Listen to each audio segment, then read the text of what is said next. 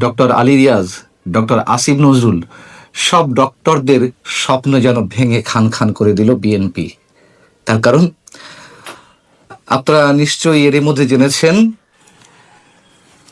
এই যে নির্বাচনটি অনুষ্ঠিত হয়ে গেল, তার সাথে যে গণভোট অনুষ্ঠিত হলো, এই সবের সমন্বয়ে সরকারের পক্ষ থেকে বয়ান দেওয়া হচ্ছিল। ডক্টর ইউনূসের বিশেষ সহকারী, বিশেষ প্রতিনিধি ডক্টর আলী রিয়াজ সাহেব বয়ান দিয়ে আসছিলেন যে নির্বাচিত জনপ্রতিনিধিদের দুটি শপথ নিতে হবে, একই সঙ্গে সংসদ সদস্য হিসেবে এবং একই সঙ্গে সংবিধান সংস্কার পরিষদের সদস্য হিসেবে।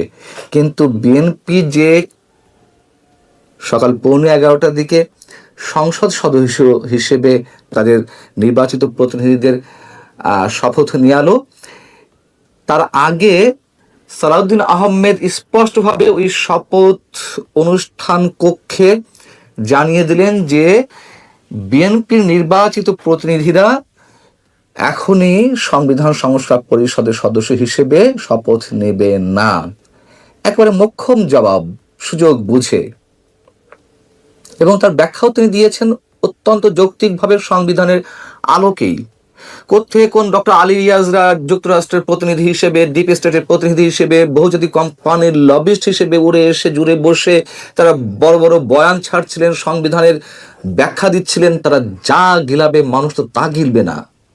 সৈয়দ সালাউদ্দিন আহমেদ শপথ নেওয়ার ঠিক কয়েক মিনিট আগেই তিনি ঘোষণা দিলেন যে ত্রয়োদশ জাতীয় সংসদ নির্বাচনে কেউ সংবিধান সংস্কার পরিষদের সদস্য হিসেবে নির্বাচিত হয়নি। সত্য কথা, গণভোট অনুষ্ঠিত হয়েছে। সংবিধান সংস্কার পরিষদের কথা কোথায় বলা আছে? সংবিধান এটা এখনো ধারণ করেনি। গণভোটের রায় অনুযায়ী সংবিধান সংস্কার পরিষদ গঠিত হলে সেটি সংবিধানে আগে ধারণ করতে হবে, স্পষ্ট উল্লেখ থাকতে হবে। সংবিধান সংস্কার পরিষদের সদস্যদের কে শপথ নেওয়াবেন সেটি বিধান করতে হবে। তিনি আরো বলেন যে সাংবিধানিকভাবে জাতীয় সংসদে গৃহীত হওয়ার পর সংবিধান সংস্কার পরিষদের সদস্যদের শপথ নেওয়ার বিধান করা যাবে। আর এই ডক্টর আলী রিয়াজ বয়ান তো দিয়ে যাচ্ছেন, বড় বড় বুলি কপচাচ্ছেন একের পর এক। রোববারও তিনি গণমাধ্যমকে বলছিলেন যে জুলাই সনদ বাস্তবায়ন প্রশ্নে বেশিরভাগ ভোটার সম্মতি দেওয়ায় নির্বাচিত সংসদ সদস্যদের দুটি শপথ নিতে হবে।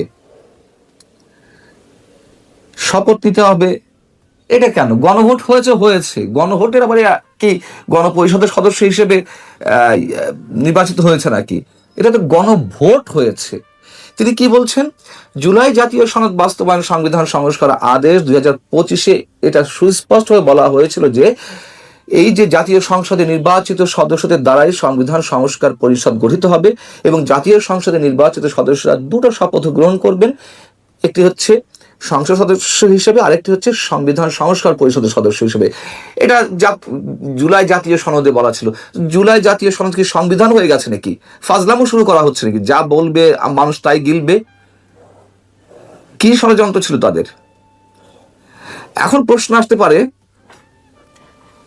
যে জামাত কি করবে, এনসিপি কি করবে? এনসিপি এবং জামাতের দাবির পরিপ্রেক্ষিতেই তো এই গণভোট অনুষ্ঠিত হয়েছে।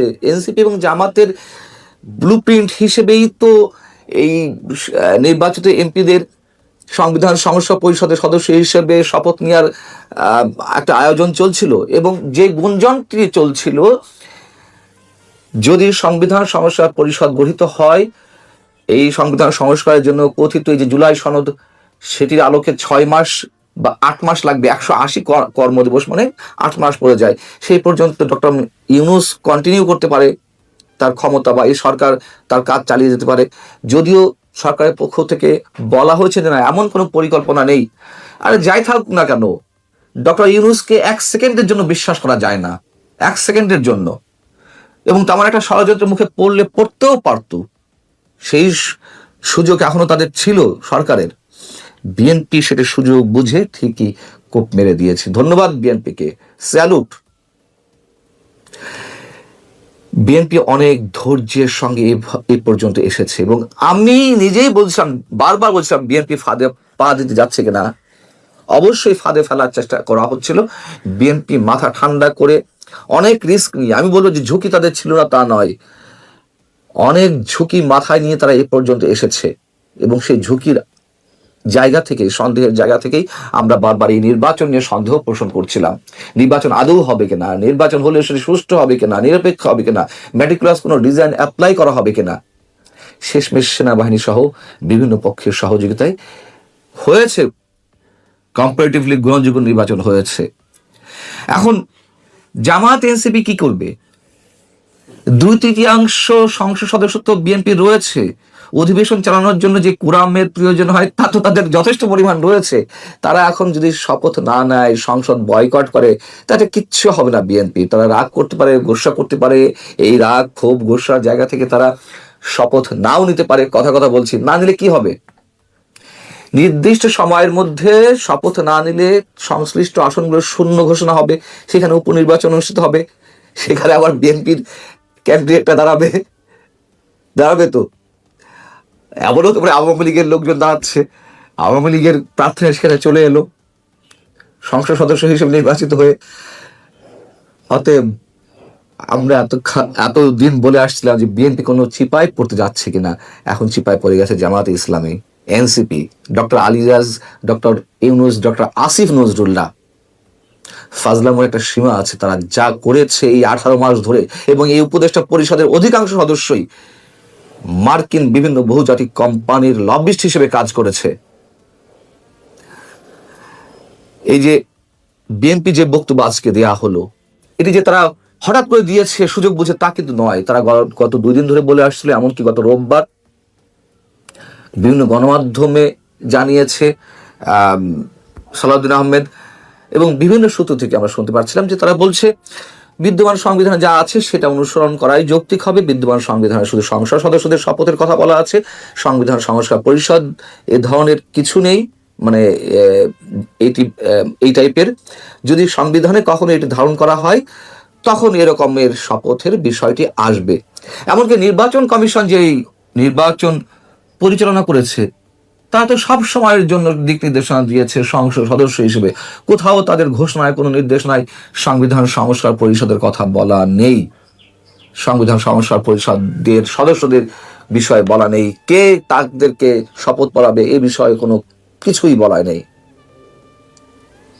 আর এই যে গণভোট, সেটিও তো জোর করে অনুষ্ঠিত হয়েছে, হাজার হাজার কোটি টাকা খরচ করে, এই যে মেটিকুলাস ডিজাইনের অংশ হিসেবে।